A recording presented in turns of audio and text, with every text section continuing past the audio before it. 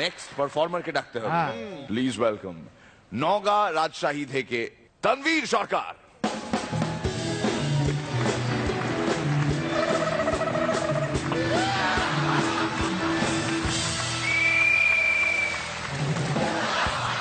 চোরেরা চুরি করে, সাধুরা পালায় ডরে। চোরেরা চুরি করে, শুভঙ্করটা পালায় দলে। নিয়ে যাবো অন্য ঘরে, নিয়ে যাবো অন্য ঘরে। কোনখানে কোনখানে প্রেম রসিয়া হব কেমনে, হে গুরু প্রেম রসিয়া হব কেমনে। क्या बात। আসসালামু আলাইকুম। ওয়ালাইকুম আসসালাম। আসসালামু আলাইকুম। বলেছি তো। বিশ্বাস করেন আমি সাধু ছেলে, আমি অনেক ভালো একটা ছেলে। অনেকে বলে আমার চেহারাটা খুব মিষ্টি, দেখে তো বুঝতেই পারছেন। সেদিন শুভঙ্করদা আর আমি বাসে চড়ে যাচ্ছিলাম, আমার পকেটে শুভঙ্করদার এক গোছা টাকা। মা চোরের উপর বাটপারি, এক চোরের টাকা নেওয়ার জন্য হাত দিল আরেক চোর, আমার পকেটে হাত দিল। আমি বললাম ওই এখানে 10,000 টাকা আছে, সেটা শুভঙ্করদার। বাবা 10,000 টাকা তোর শুভঙ্করদার? হেসে লুটোপুটি খাচ্ছে, আমি খপ করে ধরে ফেললাম। কিছুক্ষণ পরে আবার ছাইড়া দিলাম। চোরটা বললো যা বাবা আমার টাকাগুলো গেল কই?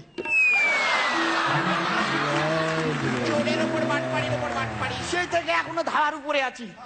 ও ভাই ব্যান্ডেজ বলো ভাই। চোর ঘরে চোর ঘরে চোর চলে যায়, মধ্যমদের কয়টা চোরের সাত মিটায়। চোর ধরে চোর ধরে চোর চলে যায়, মধ্যমদের কয়টা চোরের সাত মিটায়। না ভাই মাইরেন না ভাই, আমি নয়তো চোর। চুরি কেন করস রে তুই, লজ্জা নাই কি তোর? মাইরেন না ভাই মাইরেন না ভাই, আমি নয়তো চোর। চুরি কেন করস রে তুই, লজ্জা নাই কি তোর? দাদাই করতো চুরি, এখন আব্বাই করে ভাই। বংশগত চোর আমি, আমার তো দোষ নাই। একদিন আমার আব্বা আমার দাদা জানের ব্যাগ থেকে 1 পটলা হারবাল ওষুধ চুরি করছিল। সেই থেকে আমার দাদা জানের পাওয়ারটা একদম কমে গেছে, না হলে বাপের আরো 2-4টা অংশীদার বাইরে যাইত। মুরগি চুরি করছি রে ভাই আগে কিছুদিন, ওই আব্বাই কইছে গরু চুরি করবি প্রতিদিন। একদিন আমগো পশু ডাক্তার সাকুদার গরুর গোয়ালে একখান রিস্ক নিলাম, গিয়া দেখি একখান বাছুর বান্ধা আছে। দড়িটা ধইরা কেবল টান দিতেই বাছুরটা কইল আব্বা আব্বা। তাই তো কই 4 বছর হইলো জুয়ান সাকুদার বউ পলাইছে, আজও সাকুদা বিয়া করে না কি লিগা? এসব কথা ভাবতে গিয়া হইয়া গেল ভোর, হইয়া গেল ভোর। মাইরেন না ভাই মাইরেন না ভাই, আমি নয়তো চোর। চুরি কেন করস রে তুই, লজ্জা নাই কিন্তু?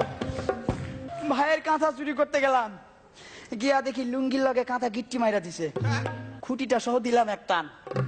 ভাই কইল ওই তুইও যেই বাপের পোলা আমি ওই বাপের পোলা, আগে নিজের খুঁটি শক্ত কর, তারপরে আরেকজনের খুঁটি ধরে টানবি।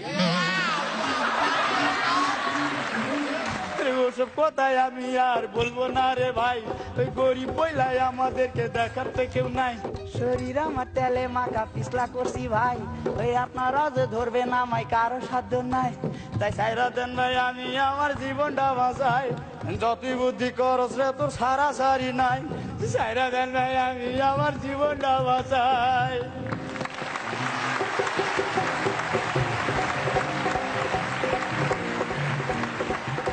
Brilliant.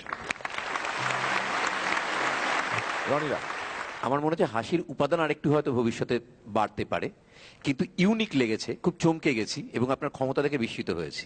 All the best. Srilekha. হ্যাঁ, আপনার ক্ষমতাটা নিয়েই বলবো যে আপনি গানের মধ্যে যে অভিনয়টা করে দেখালেন, মানে সেখানে ফিজিক্যাল অ্যাক্টিংও ছিল, ভোকাল অ্যাক্টিংও ছিল, দুটো ক্যারেক্টার খুবই অনবদ্য। সার্থক আপনার পারফরমেন্স, সার্থক আপনার সাজগোজ।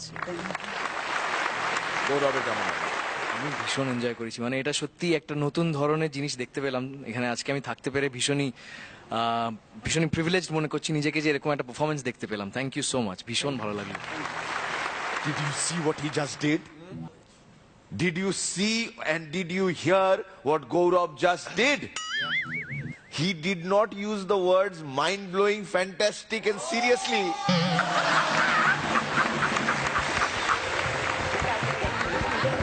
কেটে গেছে। মানে সত্যি ট্যালেন্টেড ছেলে।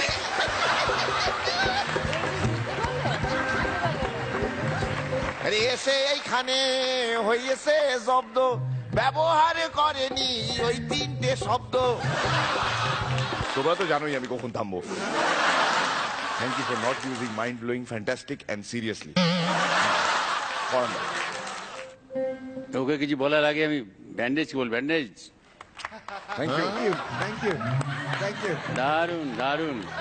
এই যারা ফাঁসি অনেকদিন বাদে যখন পড়েইছে।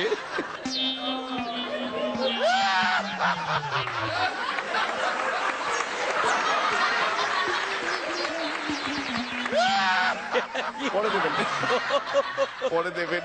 আচ্ছা আচ্ছা। খুব ভালো। হাসির বাগজ কম ছিল, মানে তার জন্য ইট ম্যাটার্স লিটল, কিন্তু আমার ভীষণ ভীষণ ভালো লেগেছে, অসাধারণ।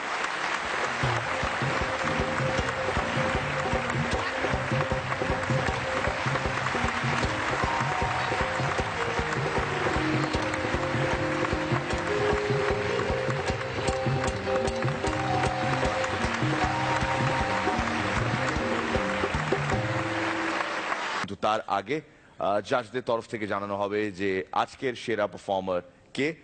গৌরব, টু ডু দি অনার্স। আজকে সেরা পারফর্মার দুজন আছেন, একজন কৃষ্ণ ব্যানার্জি এবং তনবীর সরকার।